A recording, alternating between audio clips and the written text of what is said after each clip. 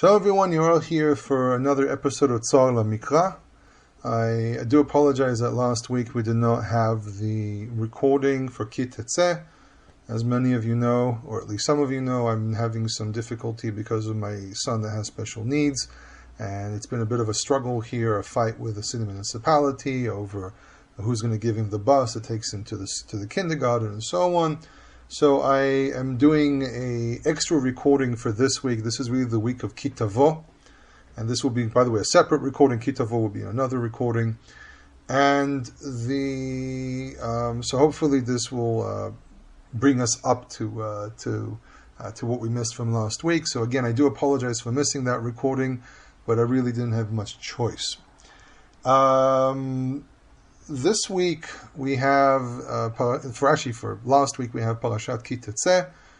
When you go out, basically it's a chapter that continues the whole subject of the wars, battles between different groups and so on. And we actually, there's so much in this parasha, there's so much that can be said, so many discussions that can have here, because this is a parasha that's filled with a lot of practical discussions about how to fulfill Torah, how to practice Torah, and so on. However, this is actually one of the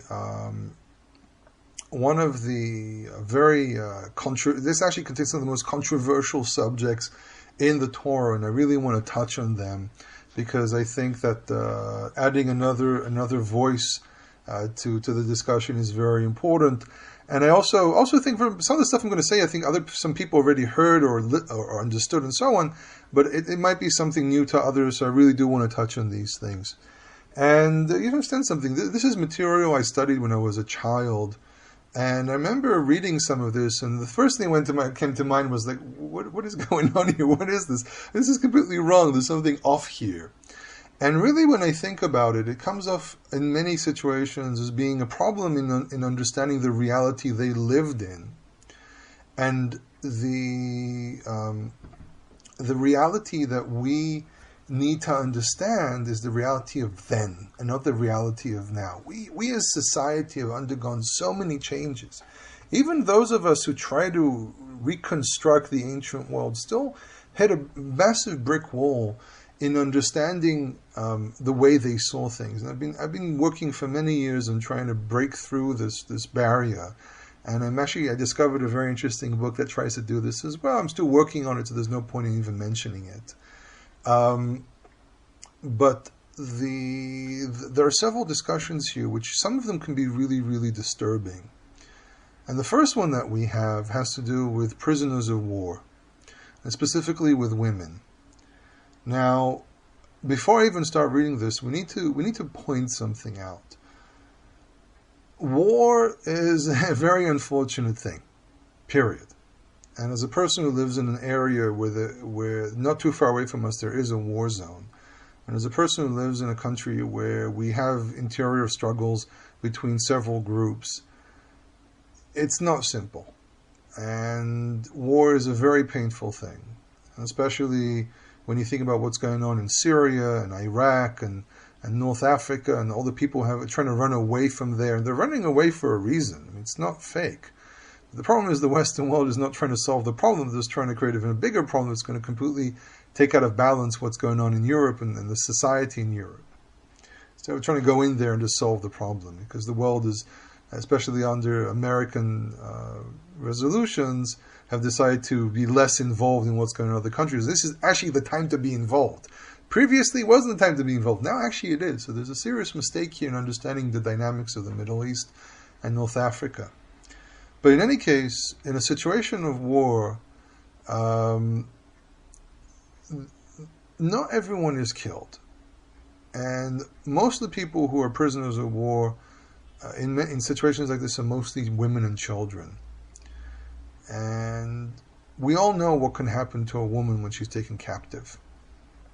And we all know what's described on the news with the Yazidi girls and the Yazidi women and how they're being enslaved and so on. And the reality that we hear from the news, and we have to be very careful at what we trust in the news and what we don't trust and so on. And it's also very unfortunate that one of the very few people who's actually doing anything to save the Yazidi is actually a Jewish man, a millionaire or a billionaire from the United States, who's putting effort into trying to save them, while the rest of the world stands aside and is more involved in trying to condemn Israel for presumably genocide and ethnic cleansing, which most of them probably don't even know what these words mean. But in a situation of war, people are taken captive. And we're talking about wars which are mostly fought between cities. Back then, the majority of wars were fought between cities, so the men defended the walls and many men were killed. Also, if there was a frontal war where they actually left the city walls, it was mostly men, so usually what was left behind were women and children and the elderly. And the Torah says, Ki Tetze milchama lo yevecha, if you go out to war against your enemies. V'netano Adonai Elohecha beyadecha v'shavita shivyo, and the Lord your God gives them in your hand and you take their captivity. V'ra'ita b'shivyan, see in the captivity, Eshet Yefat Toar, a woman of beauty. Yefat Toar is kind of an interesting combination of two adjectives side by side. It basically means a woman of good looks. Beautiful, basically. V'hashakta, and you would lust for her, you will want her. V'lakachta lecha liisha, and you'll take her for yourself as a wife. I remember reading this as a kid, it must have been 5th or 6th grade, and I went, huh? What is the Torah trying to tell us here? But when we burst through that wall of trying to figure out what went on in the ancient world, we realize this is actually a very, very humane act. Why is it a humane act? Because most women, especially if they were very beautiful, and this is what the Torah also points out, a woman of beauty, they will be taken as slaves. And I don't have to go into descriptions of what happens to women like that. And the Torah actually says something very simple. You don't walk in, see a beautiful woman, do whatever you want and dump her. No. The humanity here comes in the expression of you treat her as a human being. And she's a person. If you want her, you need to marry her. Okay? You don't just do whatever you want and then dump her to the elements. Unfortunately, back then there were no social services, and if a woman was in trouble, she would have to hope for the mercy of people that surround her. Most women were unprotected, and this is why it was very common that when a woman got married, there would be a marriage contract. Okay, the ketubah that we use today is really a marriage contract there to protect the rights of the woman. It wasn't invented by Jews. It was actually in existence thousands of years before even the giving of the Torah. Well, not thousands of years, but we find contracts like this from a very early stage as well. These are marriage contracts, for example, the marriage contracts of the Nuzi, and there are other contracts that which were discovered. And the Torah says, you want her, you need to marry her. And if you take her, she does acts that cause you to want to keep away from her.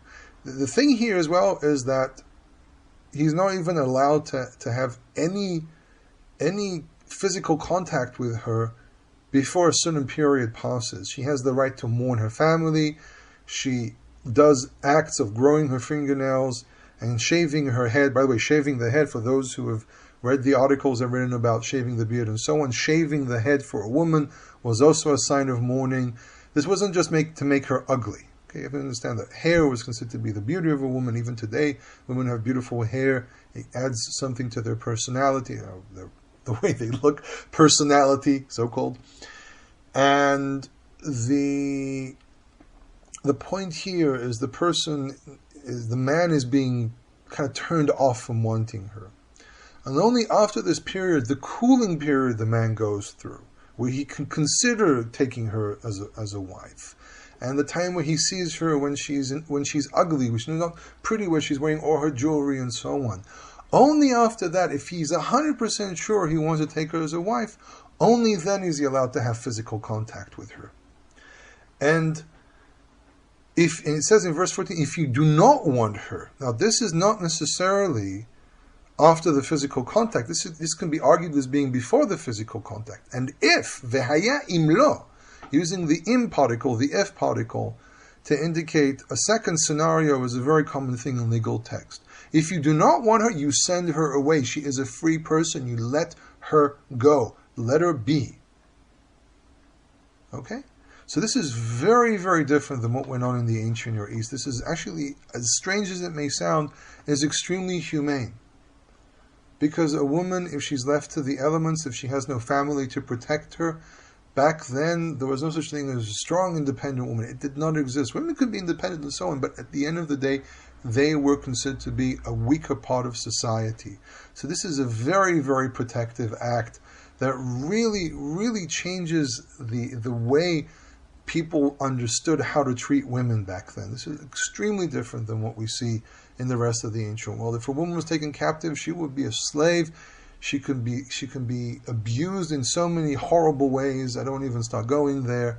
And this is actually extremely humane for the details of war back then. Back then, you took spoils of wars. It was yours, and that was it. So the Torah really changes the dynamic. But Torah doesn't say you have to take her. Okay, the Torah, they might decide, listen, we have this whole bunch of women here. We literally have nothing to do with them, so they'll let them go, set them free. So this is very different than the ancient world. It's very different from our world as well. Today, if there's even a war, no one would ever consider doing something like this. But still, it doesn't say you have to do it. That's a very important point as well. Then we have the next controversial subject, which has raised a lot of discussions, a lot of arguments, and I actually had a discussion about this with someone a couple of days ago. One of my students was having a discussion about this with me because there's someone that they know who wants to take more than one wife. From the get-go, I'm going to say it's not a good idea to take a second wife. First of all, because it creates a massive mess. It creates a huge mess in the family, in the household. It can create envy between the two wives, and believe me, it happens even with wives which are very religious and they're pious people and they don't get agitated that easily. It's still because women feel, and I had this discussion with several women just to try to understand the perspective of a woman about this. Women will feel betrayed. Even if they know the husband still loves them, they will feel betrayed. And there has to be some kind of something important for them to accept the idea of a husband take a second wife. And really, one of the things that we do find is that a second wife is usually taken, and this is how it appears in many sources, usually taken when the first wife, the prime wife, can't have any children. That's a situation where the prime wife or the first wife would agree to have another woman enter the house. And that's really the main situation we find. We're looking at documentation, for example, in Jewish cultures where they married more than one wife. In many cases, it was mostly related to wanting children or wanting more children. If the first wife bore one or two children and they felt this wasn't enough, the husband and the wife will come to an agreement to bring another woman into the family. But it was usually done in agreement. The husband never forced this on his wife. That's number one. Number two, economics. Most people had one wife because you had to be rich to be able to have more than one household. We're talking about double everything, double the houses. This woman has her own room. This woman has her own room. And back then, it wasn't. People didn't live in 2-3 story houses, and you can separate them and so on, or turn the first story for one family, the second story for another family. Back then, most people lived in small houses where there was one room and a yard, or maybe a joint housing that there were several families living together in like this one building, and so on. But back then, you had to have the economic ability to have more than one wife. It wasn't something people practiced every day. However, with all this said, the Torah does not forbid polygamy. And first of all, what we have here in Deuteronomy is very clear. It says, Ki Tetze la'ish shtei nashim, ha'achat ahuva va'achat tzenua. If a man has two wives, okay? It's a very, very clear statement. If a man has two wives, it doesn't say if a man has another wife or something. No, it takes a reality, and the reality is people could have more than one wife. And as we said, the reasoning can be of different reasons. Some people were rich enough to have more than one wife, but back then the convention was that having more than one wife was normal.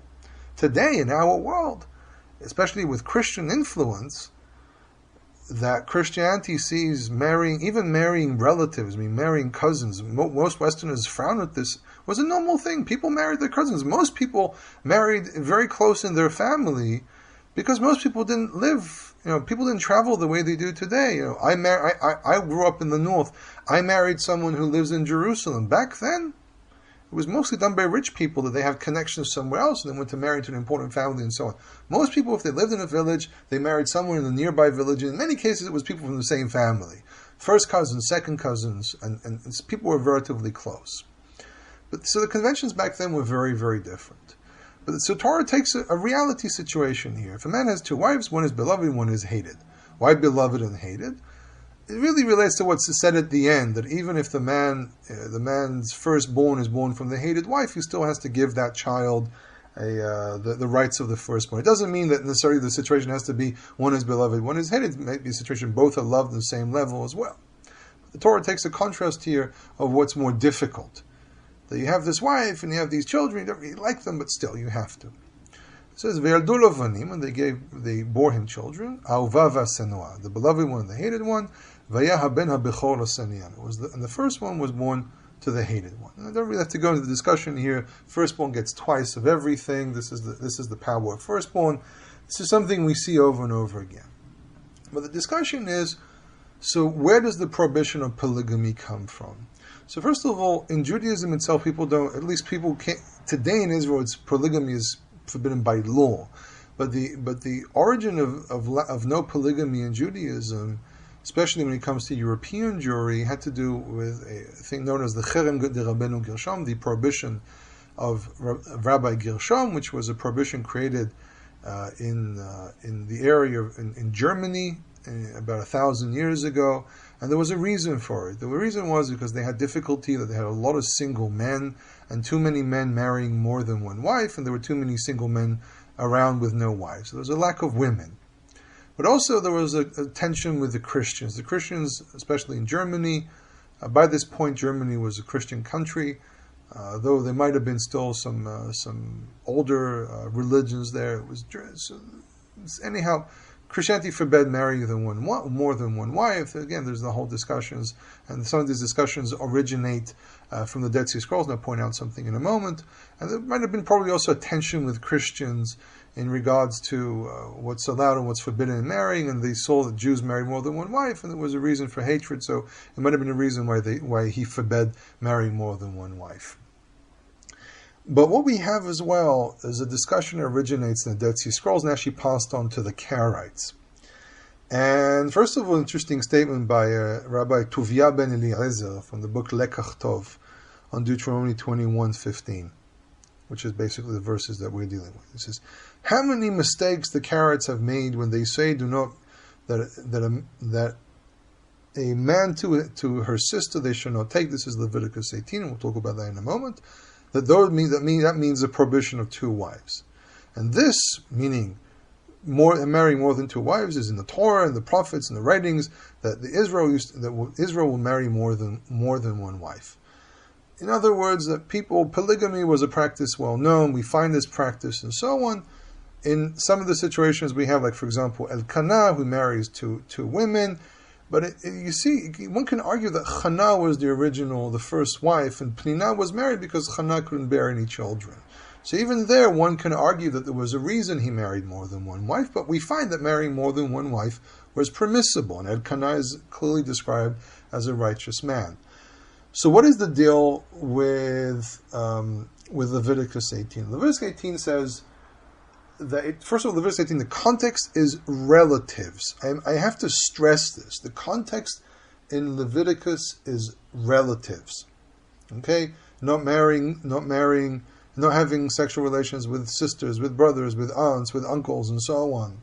And the context here as well is also immediately after not take the daughter and her mother and so on. So it also refers to, as it says in verse 18, V'isha lachotah lo tikach, and a woman to her sister will not take, litzror, to either gather them together or to make them enemies, because sometimes the two wives are considered to be tzarot, the enemies of one another. Legalot avata, to uncover her covering. Alea bechaya, during her life. And we have to break this down. First of all, isha lachotah. So one can argue that Ishay Lachota is a type of language, like for example, Ishel Re'eh or Ishel Achiv.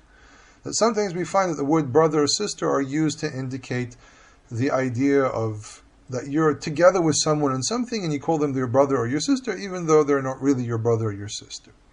However, here it doesn't seem necessary. Well, one can argue it is, one can argue it isn't, but I will argue that it does not necessarily have to be this borrowed way of doing things. This actually might be the situation where sister literally means sister, especially because the context here is relatives. And you will not take them to compile them together or to make them enemies. To uncover a covering, obviously relating to what's said earlier about uncovering certain parts of the body. Usually the word erva is the covered area, usually means below the belt. Alea bechaya, during her life. And it's understood that during her life means that as long as you're married to one woman, her sister is forbidden on you. But the moment, if she dies, you can marry her sister. Okay? That's the way it's understood in Rabbinic Judaism and by most people. However, the Dead Sea Scrolls, we find, I think it's the book of, the scroll of the temple scroll, where we find the following: Bonei hachayitz, the ones who build barriers or walls, which is a very clear indication of the Pharisees, the gzerot and takanot. Asher alchu acharei tzav, which went after the tzav. Now this relates to a verse in Isaiah 28, I think. Tzav letzav, kav lekav, ze'er sham. A command to a command, a line to a line, if you just do a literal translation. Mitif asher amar hatef yetifun, those who preach, that say preach to the preaching, which probably is a hint to Ezekiel, hatef el daron. Hem nitpasim b'shtayim beznut. They are caught, and caught, nitpas usually means to be caught in the sense of being caught in a sin. B'shtayim beznut, in two with prostitution, basically an act which is a forbidden sexual act. Act lakachat shte nashim b'chayehem, to take two women during their life.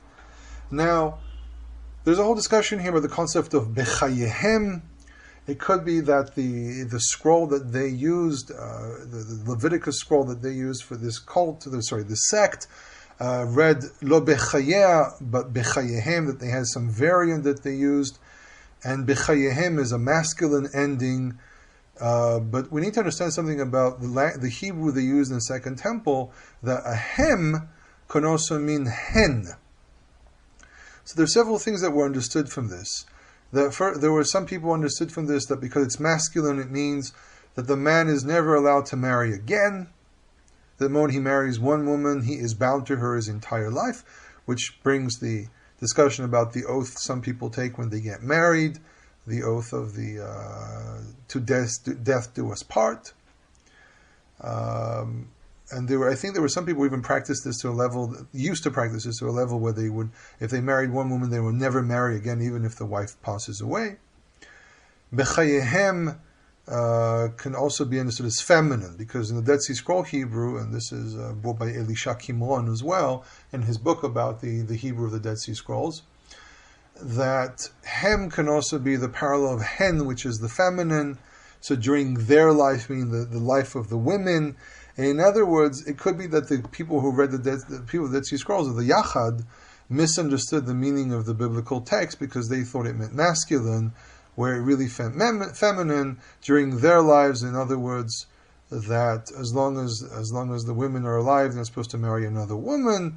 One can also argue that they thought it meant sister. There's a lot of different ideas here, and this recording is not really for people who actually know a lot of Hebrew.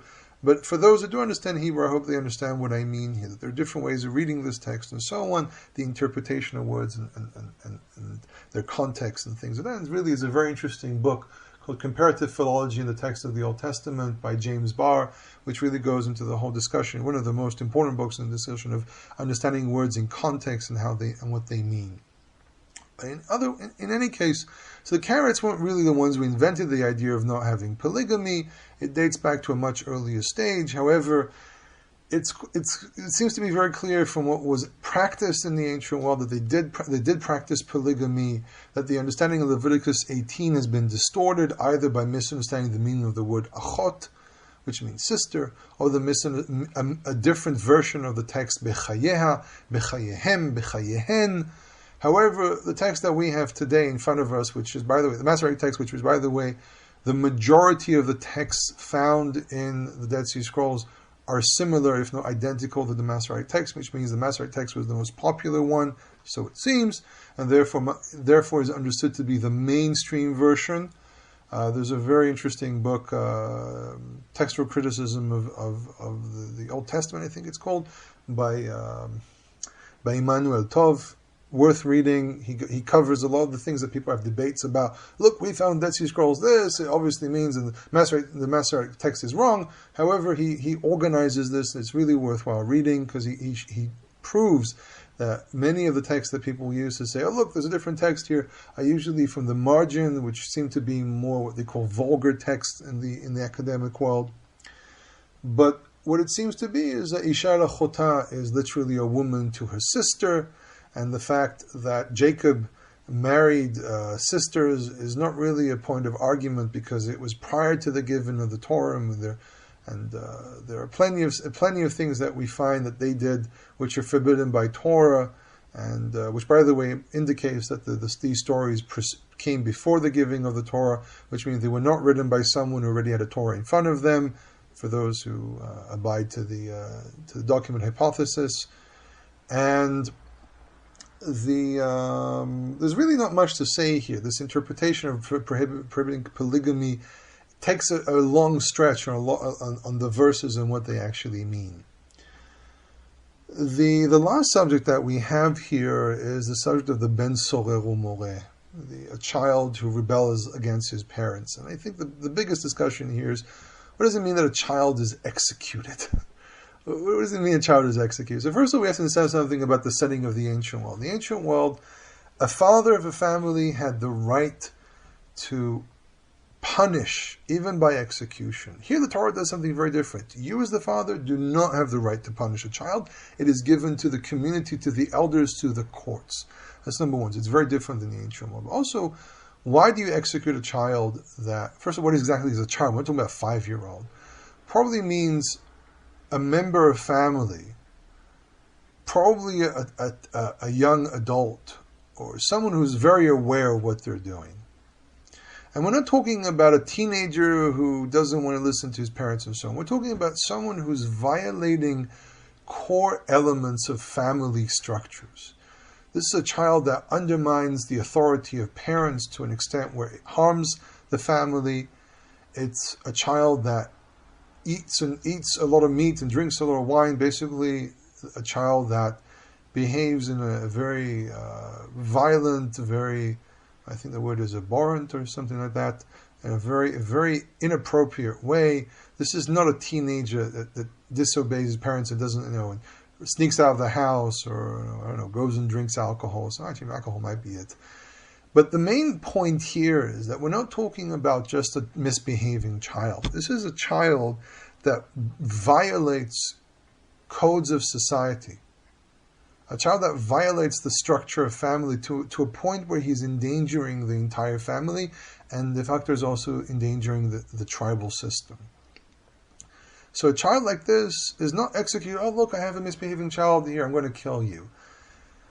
Another thing that we also find, an interesting point that I read about this, is that this is more of a hanging threat. That this is a threat to the child. It's like saying to a kid, if you don't behave, I'll tell your father what you did today. That's kind of a threat a mother would use. This is not necessarily something that has to be practiced. This is supposed to be a threat that when the child is warned, he's told that, if you carry on like this, we have the right to kill you. Now, for us today, killing and so on, yeah.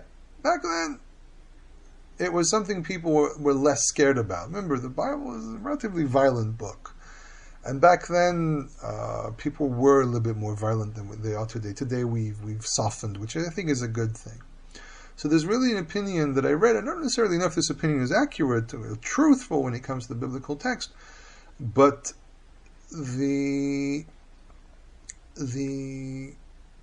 seems to me this is more of a threat. It was never actually implemented. If it was implemented, it must have been a rare situation. So again, this is another, we have three awkward or very different than our world situations described in the Tanakh. And I hope this at least gives some kind of a direction for understanding these things better. Again, as I said, I am not promoting polygamy. I am actually promoting monogamy.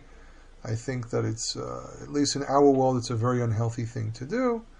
And also, everything else here. These are situations, again, these are many situations that most of us will not live in anyhow, so these are not really things that we have to worry about, but these are questions of cultural context that many of us probably ask ourselves, and hopefully these at least give a direction to build up a good answer, something that will help out people understanding the text better.